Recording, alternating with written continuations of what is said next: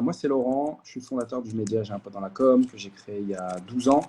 Très rapidement, après avoir créé le média qui était à l'époque un blog, euh, Valentin, mon associé qui normalement regarde le live depuis son Uber en direction de BFM, m'a rejoint pour faire qu'on passe d'un blog à un média, donc de faire croître cette audience de pros du market et de la com que j'avais initialement voulu adresser. Il y avait déjà des acteurs présents, on est plusieurs à avoir créé des blogs, des blogs qui sont devenus des médias maintenant. La nature a fait son tri, donc il y en a qui existent encore, il y en a qui ont arrêté, qui se sont reconvertis, qui ont changé de voie. Et voilà, depuis le début, c'était l'objectif de décrypter des campagnes, des actions marketing, d'aller comprendre pourquoi est-ce qu'elles fonctionnaient et surtout d'aller un petit peu plus loin que le traitement qu'il y avait à l'époque avec uniquement relayer une information sur une campagne et d'aller chercher les artistes qu'il y avait derrière. À l'époque, j'allais un petit peu plus loin sur les interviews d'artistes directement qui sont à l'origine des campagnes. J'avais notamment interviewé dans les tout premiers contenus produits un dessinateur qui avait participé à une campagne très très connue pour Dim. Voilà, donc en général, les autres médias parlaient de la campagne de Dim et son agence. Moi, j'allais chercher l'artiste derrière qui avait participé grandement au succès de la campagne. Et donc voilà, depuis 12 ans, c'est ce qu'on fait. On nourrit les pros du market, de la com, avec un décryptage d'informations un peu différent sur un ton décalé. On s'appelle J'ai un pote dans la com, donc déjà ça veut dire que de facto, on a envie de communiquer différemment et de se présenter au marché différemment. Et puis voilà, toujours un pas de côté. On a, je pense, un édito singulier, une manière de traiter l'info ou diffuser l'info qui est différente. Et je pense que c'est ce qui fait qu'aujourd'hui, on a réussi à atteindre le million d'abonnés un petit peu plus de 10 ans après la création. Ouais, génial. Alors, pour la petite anecdote, moi, je me souviens, en tout début de mes années école de commerce, je vous avais découvert en fait sur LinkedIn et je me souviens. Alors, je sais pas si c'est vraiment des spots publicitaires que vous aviez fait, mais ces formats vraiment carrés avec le timing qui défile sur le tour comme ça là. Et à chaque fois, je trouvais ça hyper marrant. Enfin voilà, toujours une approche décalée, une façon d'être mémorable, mais beaucoup moins étriquée quoi, avec le marketing traditionnel. Donc, c'est comme ça que j'avais entendu parler de vous, en fait. Il y en a beaucoup. Mais du coup, je savais pas que... pour moi, c'était vraiment le côté média, en fait. Je pensais que vous étiez un média qui relayait des campagnes publicitaires, comme ça. Mais je savais pas qu'il y avait tout cet aspect-là aussi, gestion de campagne, marketing.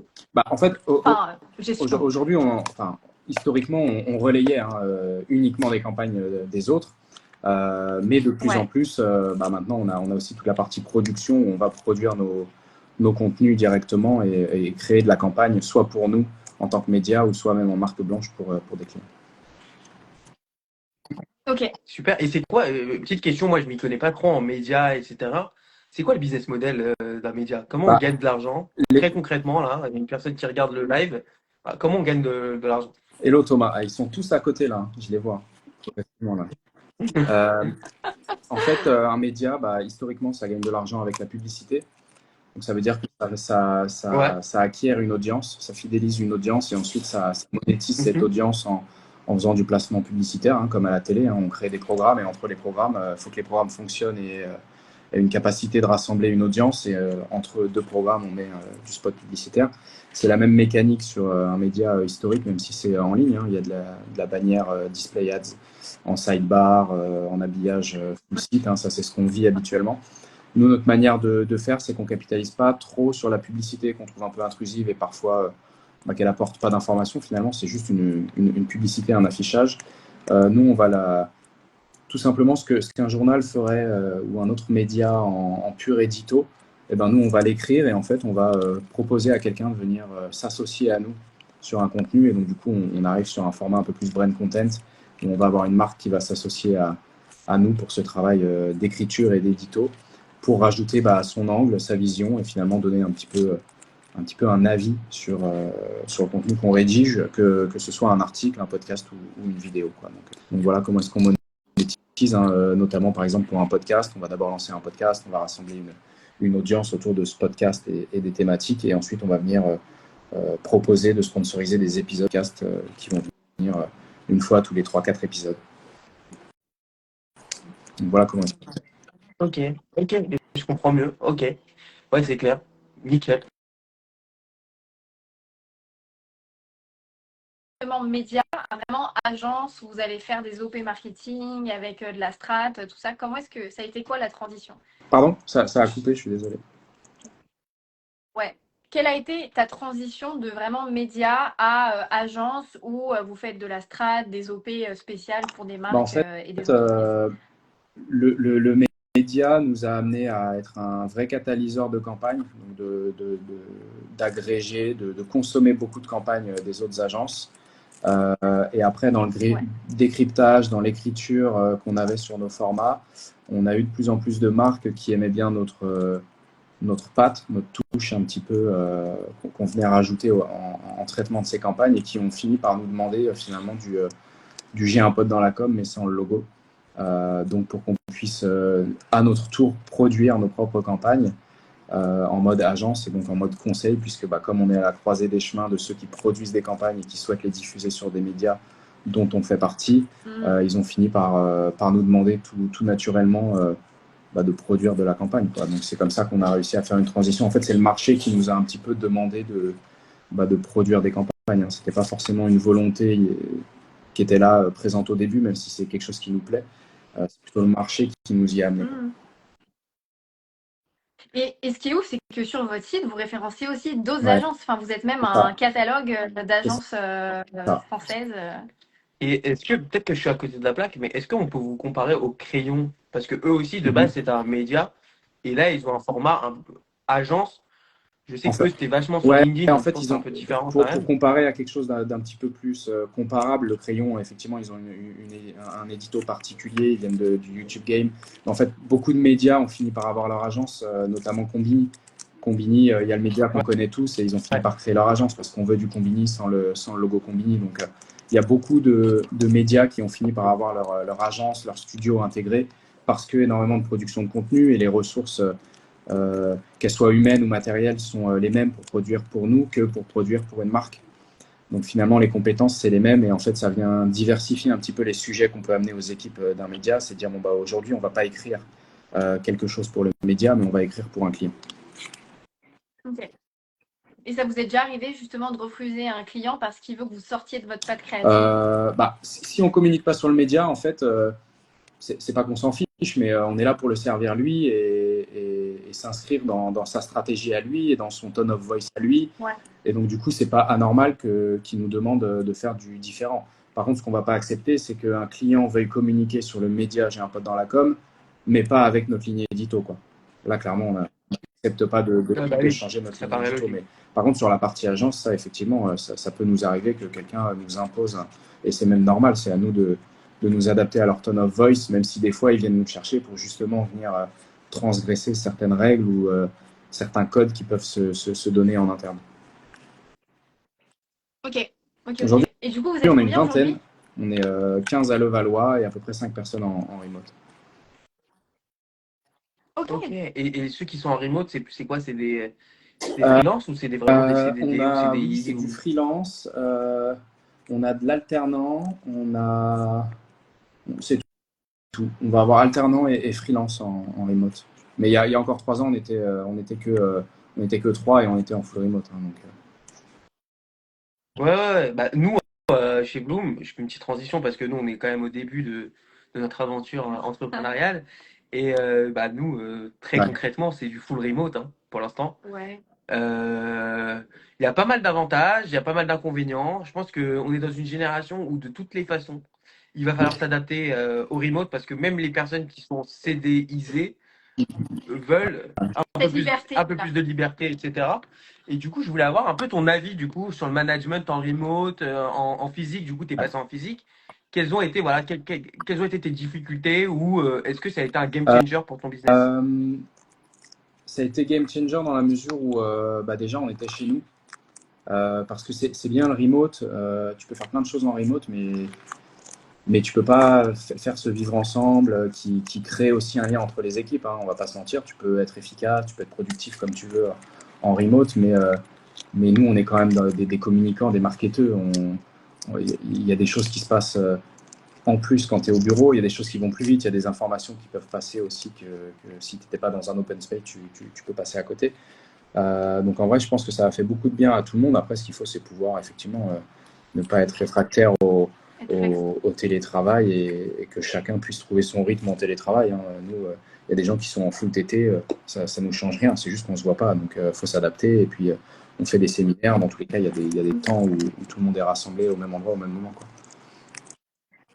Ouais, c'est clair. Et c'est quoi ta culture d'entreprise du coup? Alors c'est une bonne question parce que ça va tellement vite que je n'ai même pas de mots ou de choses qui sont vraiment figées. Moi, ce que je dis, c'est qu'on est là pour passer du temps ensemble et kiffer avant tout ce qu'on fait, garder notre indépendance parce qu'on est un média indépendant et c'est assez rare pour le souligner, ou en tout cas après 12 ans d'existence. Donc c'est avant tout le temps qu'on passe ici, qu'on le passe quand même à aimer ce qu'on fait, si les gens aiment. Voilà, il y a un certain rythme chez nous. Et Pardon? c'est pas facile. Surtout que c'est pas facile de garder un média de 12 ans. Historiquement, on sait que les médias, c'est très compliqué. Enfin, c'est très compliqué de faire vivre un média. Surtout qu'il y a tellement de changements en fait dans la façon de communiquer, quels médias on va utiliser pour relayer ces informations-là. Enfin, par exemple, les blogueurs d'il y a 12-20 ans, bah, ils sont tous passés sur Instagram et sur les nouvelles plateformes pour pouvoir survivre, quoi. Ouais, non, c'est ça. Donc, Ouais. Et vous On faites n'est du pas sur TikTok aussi un peu? TikTok, pas encore. Parce qu'on est trop. Pas encore. Ouais, on a un compte sur TikTok, mais clairement, on n'a pas de stratégie effective et de contenus qui sont écrits pour TikTok. Le peu de contenu qu'on a dû mettre sur TikTok, ça doit être une déclinaison d'un Reels Instagram, quoi, pour l'instant. Donc, tout ce que n'aime pas TikTok, quoi, finalement. Donc, voilà. Ouais. Bon, après, ça permet quand même d'alimenter Ouais, les c'est choses, ça. quoi. Après, notre D'avoir de client, la ça reste visibilité. quand même la cible étant les professionnels de la com. On ne dit pas qu'ils ne sont pas sur TikTok, mais c'était d'abord d'avoir une vraie. Asseoir notre position de leader en médias B2B sur LinkedIn, parce que c'est ça qu'on juge plus facilement que quand on adresse des marques, des grands comptes. Ça va être plutôt LinkedIn que TikTok qui regarde aujourd'hui. Donc notre focus a été toujours beaucoup orienté LinkedIn. Et surtout que là, je sais pas si tu as suivi, mais il y a eu un shift sur LinkedIn. Maintenant, il y a des vidéos un peu comme TikTok, comme ça. Ouais. Et donc, je pense que pour vous, ça peut être une opportunité de malade aussi, pour rester un peu dans ce côté-là professionnel, mais de bénéficier de la viralité des Reels. Bah, c'est surtout qu'en fait, quand tu vas regarder une vidéo sur, par exemple, le marketing, bah, tout de suite, il va te donner une vidéo en lien avec le marketing venant d'un compte que tu connais pas, pour que tu puisses le plus rester sur la plateforme. Bah Donc ouais. là, il y a vraiment une partie prenante. Et même nous, par exemple, nous, on a des clients qui sont premium. Quand on leur disait TikTok, bah, tout de suite, ils se disaient, mais oui, mais c'est pas vraiment mon audience, etc. Oui, ils étaient déçus, quoi. Tu vois. Ouais, et c'est vrai qu'il n'y avait pas d'alternative à TikTok. Il y avait Instagram, mais il y avait que ces deux plateformes-là. Et je trouve que c'est top que LinkedIn ils aient fait ce parti pris. Bon, maintenant, on va voir comment ça va évoluer. Je sais pas si ça va marcher ou pas. Est-ce que les gens vont vraiment scroller sur LinkedIn? Ça, je sais pas. J'ai jamais fait pour l'instant. Ouais, mais on verra. Je pense qu'il n'y a pas de raison à ce qu'on ne le fasse pas. Hein. Moi, le premier, je vais sur LinkedIn, mais je vais aussi sur Insta. Et sur Insta, je peux y rester des heures à scroller. Ce qu'il faut, c'est que le contenu. Je pense que les algos feront très bien leur travail pour savoir ce qu'on aime et ce qu'on n'aime pas, comment on interagit avec le contenu. Donc, en vrai, pour moi, il n'y a pas de raison que ça ne prenne pas. Les gens, ils sont quand même très connectés sur LinkedIn. Donc, même si on le décrit souvent et puis on dit ouais, ça commence un peu à devenir Facebook, ça commence un peu à devenir trop Insta. Là, on entendra très certainement des gens dire ouais, ça devient un peu trop TikTok, mais déjà de manière organique, sans qu'il y ait ces modifications en termes de features, les gens mettent du Reels Instagram sur LinkedIn avec les gros sous-titres, avec les codes Insta. Ouais. Donc en vrai, qu'on le veuille ou non, à mon avis, ça viendra. Oui, c'est sûr. Et surtout, sur LinkedIn, quand même la différence majeure, c'est que quand tu likes, tout le monde le voit. Donc, peut-être que les gens vont faire attention, un peu plus attention à la qualité et à la valeur. Et c'est pas une mauvaise chose au final pour quand toi, par exemple, tu fais du B2B, bah, limite, c'est tout bénef parce que du coup, si tu fais du contenu qualitatif et qui rentre dans des codes du B2B, et bah, tu ne seras pas surpassé par des mecs qui font du n'importe quoi, entre guillemets, qui font des blagues et qui font du crash test, tu vois, sur LinkedIn. Après LinkedIn, je pense qu'il favorisera autre chose que l'engagement, parce que LinkedIn, ils doivent très bien savoir qu'effectivement, on fait attention avant de liker un contenu, parce que le reste de notre réseau va le voir. Ils pousseront peut-être des contenus qui seront plus basés sur le watch time, parce que ça, le watch time, tu peux pas tricher. Si tu es intéressé par la vidéo, que tu sois d'accord ou pas et que tu veuilles pas donner ton opinion en posant un like ou un commentaire, tu as regardé 100% de la vidéo. vidéo, tu as aimé la vidéo, donc ils vont peut-être capitaliser un petit peu plus sur ce type de métriques plutôt que l'engagement. À voir. Ouais, c'est vrai. Hein. Bah, je pense. Mais après, je sais pas, peut-être mais sur LinkedIn quand même, c'est quand même vachement tourné sur l'engagement au final. Parce que qui dit un like, dit tout ton réseau va le voir. Et du coup, je pense que quand même, à chercher l'engagement sur LinkedIn, c'est quand même. Non, mais parce que en fait, le but de LinkedIn, eux, c'est que tu passes le plus de temps sur la plateforme. C'est comme ça qu'ils sont rémunérés, tu vois. Okay. Donc le watch time, c'est. Ouais, non, watch time, moi je suis totalement le watch time, j'ai toujours été d'accord là-dessus. Ouais. C'est juste que je trouve que LinkedIn, l'engagement de LinkedIn est beaucoup plus puissant, on va dire, qu'un engagement d'Instagram ou TikTok. Il est plus puissant, mais il est plus réfléchi aussi, quoi. Parce que tu vas moins liker. C'est ça. Mais ce que je trouve dommage, je trouve qu'avec LinkedIn, c'est que avec la nouvelle mode du personal branding, il y a un côté qui est hyper narcissique qui est arrivé sur la plateforme où tout le monde doit être hyper sérieux, montrer performance, le côté parfait, ou les faux défauts, type je suis introverti, je suis perfectionniste, ça. Donc on tombe dans un truc où tout le monde se plaint. Ouais, sinon c'est des coups de gueule, c'est des aigris. Enfin, il y a vraiment je trouve, il y a des personas types qui sont en train de se créer. D'où l'intérêt de briser les codes en fait, d'avoir son format soit ça après c'est comme ça. Je pense que chaque plateforme a vu des dérives et voilà, effectivement LinkedIn c'est très égocentrique sur certains types de profils et pseudo experts, mais bon là ça fait partie du truc, ça reste une plateforme pro et l'engagement étant fort aussi et ayant un fort poids dans l'algorithme, les gens vont aller chercher ils vont grossir un trait. Hein. Je suppose qu'il y a beaucoup de gens qui paraissent très narcissiques ou très égocentriques sur la plateforme, qui le sont beaucoup moins dans la vraie vie. Sauf que ça amène du contact, ça amène du business, donc les gens vont pas avoir de problème à appuyer là-dessus. Ouais. Et du coup, au niveau work-life balance, qu'est-ce que tu fais pendant ton temps libre pour pouvoir te détendre? Enfin, c'est quoi ton équilibre aujourd'hui pour pouvoir vivre bien? Pour me reposer, je fais tous les trucs que j'ai pas fait pendant la journée. En vrai, tu fais quoi? En vrai, je suis pas un exemple de bonne personal and work-life balance, mais j'ai tout le temps plein de petits sujets qui sont déclenchés pendant le workday, le soir en général. Plus tranquillement, plus posément. J'optimise tranquillement. Ok. En fait, je passe le temps aussi. Tu as des entrepreneurs aussi? Pardon? Dans ton entourage, tu as des entrepreneurs aussi ou tu es le seul de ta famille qui. J'ai pas d'entrepreneurs dans mon entourage qui sont entrepreneurs. Je proche forcément des gens avec qui on a des affinités ou des points communs. Donc en vrai, je suis bien entouré en termes de personnes qui ont entrepris, monté des boîtes ou qui sont restés même dans des grands groupes, mais plutôt avec un mindset similaire au mien. Ok. Et du coup, ça c'est une question elle est dure à répondre, mais je trouve elle est importante. Où tu vois vraiment ton entreprise dans le futur? Genre là, entre guillemets, je t'enlève toutes les barrières. Où tu la vois plus tard? Où tu veux l'amener? Enfin, si tu le sais. Je veux l'emmener. Moi, je prends du plaisir à un instant T. Donc ça, c'est très, on va dire, égoïste. Et en même temps, là où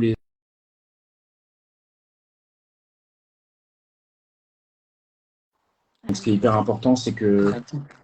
Ouais, ça coupe un peu. Je continue quand même de parler. Ça a coupé. Non, je suis désolé. Ce que je disais, c'est que c'est un mix entre ce que moi j'aime faire à un instant T, donc ça dépend des phases de vie dans lesquelles on est, et également des équipes, parce que je suis pas tout seul derrière pour porter cette boîte, et donc du coup, c'est de trouver le bon mix entre ce que j'ai envie de faire, donc ce que j'aurais envie de faire dans 3, 4, 5 ans, et ce que les équipes auront envie aussi de faire et de rentrer comme client, parce que on sera tous dans le même bateau pour produire, réfléchir. Et donc voilà, je crois beaucoup à la co-construction avec les équipes et si possible aller dans la même direction. Donc d'autres qui partiront parce que le projet aura trop changé. Mais c'est toujours le mix entre ce qui moi me branche et ce qui branche les équipes en place. Quoi. Ok. Mais du coup, qu'est-ce que tu aimes faire, toi, en termes de mission, challenge dans J'ai un pote dans la com? Est-ce que c'est plutôt la partie stratégie, la partie créa, la partie optimisation, management? Ouais, optimisation. Plutôt la partie prod. Moi, c'est plutôt le challenge de prod, d'exécution et d'optimisation du business qui m'anime. Mais j'aime bien aussi aller sur tout ce qui est stratégie et créa, même si c'est pas le premier truc. En tout cas, j'ai un intérêt à aller voir ce qui s'y passe et à venir donner mon point de vue, même si c'est pas là où je suis attendu et c'est pas là où je vais aller passer mon temps libre, quoi. Ok. Mais du coup, j'avais une question, je viens de l'oublier. C'est quoi? Prod, créa. Oh, je sais plus, c'est horrible ça. En plus, ouais, ça faisait lien avec ce que tu disais. Production, Et vas-y, je vais faire la transition. Ouais, j'ai une question, l'avais. on va faire la transition. Et est-ce que tu utilises l'IA ou pas pour écrire tes contenus maintenant, pour rédiger, aujourd'hui? non, parce qu'on a des rédacs qui sont là pour ça. Pour moi, Ok. Et ils n'utilisent pas du on tout l'IA? commence à l'utiliser pour, par exemple, la transcription d'interviews Ah qu'on oui, fait, oui, ça c'est top ça. qu'on faisait avant à l'écrit pendant un call. Bah, en fait, maintenant, on prend plus de notes pendant le call, on enregistre et puis ensuite on utilise un Ça outil c'est beaucoup pour mieux, hein. retranscrire. Euh, on va aussi l'utiliser des fois, par exemple, quand on a un nouveau format à lancer, on va l'utiliser pour nous inspirer un peu des idées de naming quand on va chercher, parce que ça, c'est pas notre métier. Donc, on passe aussi par des pros parfois, mais en tout cas pour défricher et un peu nous aider à nous inspirer. Chercher les synonymes. En fait, avant, ce qu'on faisait, c'est qu'on allait sur Google, on tapait synonyme de, et on mettait un mot, et puis on commençait à se créer un petit document où on allait regrouper tout ça, et on cherchait un premier synonyme, ensuite un synonyme de synonyme. Bah, en fait, avec l'IA, tout ça, ça va beaucoup plus vite. On lui donne un mot et on peut lui dire donne-moi différents niveaux de champs lexicaux de ceux qui tournent autour de ce mot-là, ou qui ouvre-moi l'esprit sur une intention. Et c'est lui qui va nous donner des synonymes. Ça fait gagner beaucoup de temps. Alors qu'avant, on allait sur Google, synonyme de synonyme de synonyme, et puis on arrivait un peu en 1 heure à avoir une belle liste. Bah là, aujourd'hui, on utilise l'IA pour ça, par exemple. Ok. Ok. Et tu vois pas un monde où vraiment les rédacteurs ils vont utiliser plus que l'IA pour Je sais gagner pas. beaucoup J'avoue, de temps? j'ai pas d'a priori là-dessus, même si ça fait un peu bizarre, sachant qu'on travaille avec des journalistes et avec des rédacteurs et rédactrices web. Euh, pour moi, la seule prio, enfin, il y a deux prios en vrai. C'est d'abord le client de cet article, celui qui va le lire. Si c'est quali, si ça lui apporte de la valeur, il n'y a pas raison de mettre un barrage, a priori. Et l'aspect compétitivité. C'est-à-dire que si on veut être le one and only à pas utiliser l'IA, alors qu'on sait qu'à côté, tout le monde utilise l'IA, on peut avoir une volonté forte de ne pas changer de fusil d'épaule. Pour autant, il y a des enjeux qui seront économiques et compétitifs à un moment où, voilà. Donc pour moi, la prio numéro un, c'est la qualité pour le lecteur, la personne qui nous accorde son temps. On est un média, donc nous, ce qu'on monétise, c'est les gens qui nous suivent. Donc faut pour moi les chouchouter, les respecter, parce que bah, un contenu qui est pourri, qui est écrit avec de l'IA et qui n'a pas de sens, bah, ça fait chier tout le monde. C'est nul à lire, Ouais, c'est ouais, chiant. C'est un peu comme Ça, les je suis contenus d'accord. SEO assez agressifs, hein. Un contenu SEO agressif, ok, il va ranker numéro 1 sur Google, mais si c'est un décisionnaire qui lit ça, il va dire ok, c'est de la merde. Euh, donc si c'est de la merde, bah, on va perdre cette notion de branding. En fait, on peut avoir une notion qui peut nous perdre, c'est de se dire ah ouais, mais c'est performant, on est numéro 1, du coup il y a beaucoup de visites, du coup il y a beaucoup de téléchargements de notre livre blanc, ouais, ok, c'est cool. Par contre, peut-être qu'on pète complètement l'image de marque, la notion de branding. Peut-être que pour certaines entreprises, ça n'a pas de très grosse valeur. Pour moi, c'est quelque chose qui est hyper important, la notion de brand et cet asset que l'on a et qui a de la valeur. Parce que du coup, c'est facile de devenir, entre guillemets, numéro 1 sur Google si on sait parler à Google. C'est qu'une question de cocher des cases. Par contre, ce qui est plus dur, c'est d'avoir une marque qui est positionnée dans la tête des gens, dans le cœur des gens, comme étant une marque de qualité qui apporte full valeur. Ça, il n'y a que la qualité qui l'amènera. Donc pour moi, je suis un fervent défenseur de la notion de branding et de marque, parce que ça a une vraie valeur face au marché, à la compétition, ok. versus se placer numéro 1 sur un mot-clé. Je dis pas je dis pas que c'est simple, hein, je dis Après, pas que c'est simple, hein, mais c'est moins. tu parles aux bonnes personnes, Pardon? hein. Oui, c'est ça. Tu parles aux bonnes personnes, hein. Nous, on fait du personal branding. Donc limite ce que tu as dit, j'allais l'enregistrer et le montrer à tous mes clients.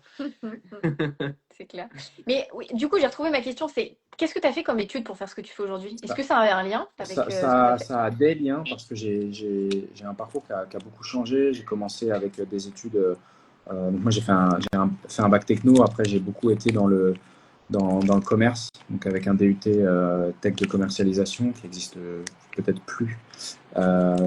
Ensuite, j'ai fait une licence en management et ensuite un master en marketing et communication. Donc, ça restait dans le même univers, mais voilà, j'ai pas mal changé aussi dans mes expériences en alternance. Donc, en vrai, j'ai un parcours un petit peu changeant.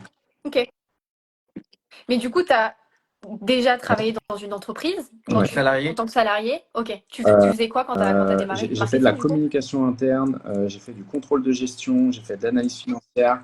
Wow. Et j'ai fait des opérations, donc c'est dans différentes boîtes à chaque fois. Et en fait, le lien de tout ça, c'est la notion d'opération, de production et de management. Tu vas pouvoir gérer une boîte, quoi.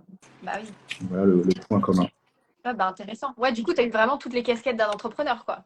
Ouais, je sais pas. Je sais pas si je les ai toutes eues, mais en tout cas, parcours diversifié, quoi. Ok. Et tu as déjà eu des expériences à l'étranger J'ai bossé 1 an à Bruxelles, je sais pas si on peut appeler ça l'étranger. Mais ouais, non, à part des stages, j'ai pas vraiment bossé à l'étranger. J'ai beaucoup bossé avec l'étranger pendant 4 ans. J'étais dans une start-up où on travaillait avec 4 filiales à l'international, dont les US et ensuite plusieurs filiales en Europe, dont au Danemark, mais j'ai pas bossé depuis l'étranger. Ok. Et est-ce qu'un jour, tu as envie d'ouvrir J'ai un pote dans la com à l'international ou est-ce que pour l'instant, tu as envie de rester très France? Tengo un poto en la com. Je sais pas si on aura une entité à l'étranger de J'ai un pote dans la com, mais il y a des activités de J'ai un pote dans la com ou annexes à J'ai un pote dans la com qui clairement peuvent s'exporter. Donc à voir. On n'est pas contre. Oui, de toute façon, mais parce que son branding, je pense que son branding, il est en France, pareil, aujourd'hui.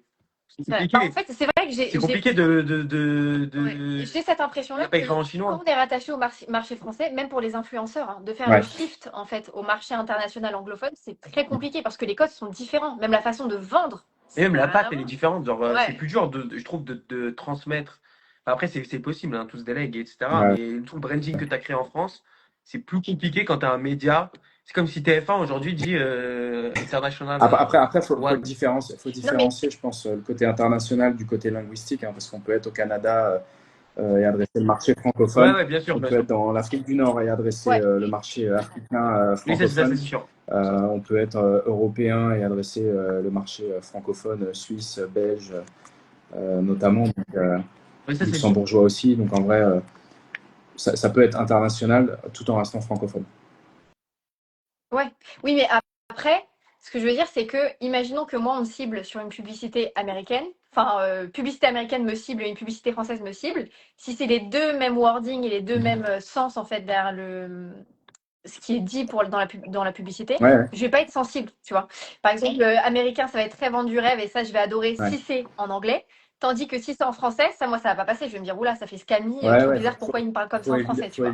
Alors que pourtant, en anglais, ça me parle.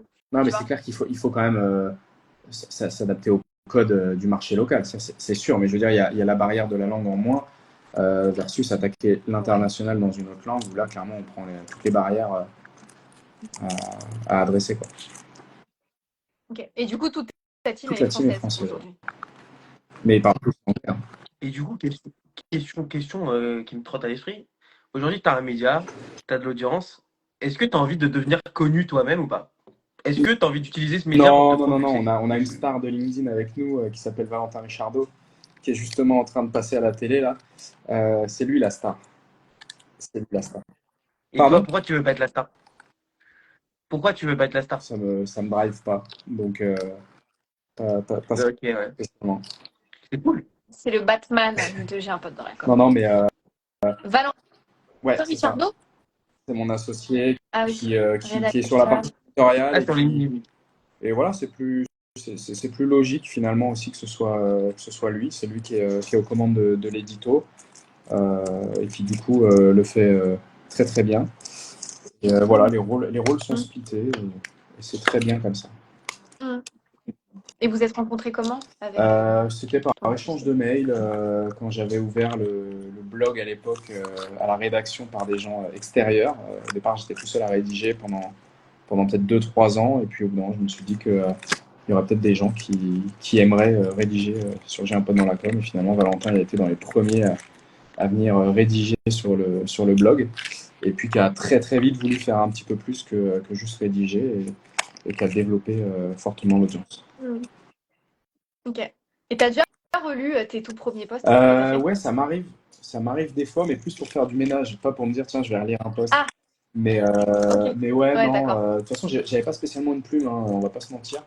Mais ouais, ça arrive, mais plus pour faire du ménage qu'autre chose, quoi. Je vais pas me dire tiens, je vais me relire. Ouais, c'est marrant. Bah, c'est comme retomber sur les toutes premières vidéos que tu as publiées. En général, tu fais oh là Ouais, là, ça, on aime mais bien attends, j'ai écrit ça, ça mais fait rigoler, attends, on oh aime là bien. là. Bah oui.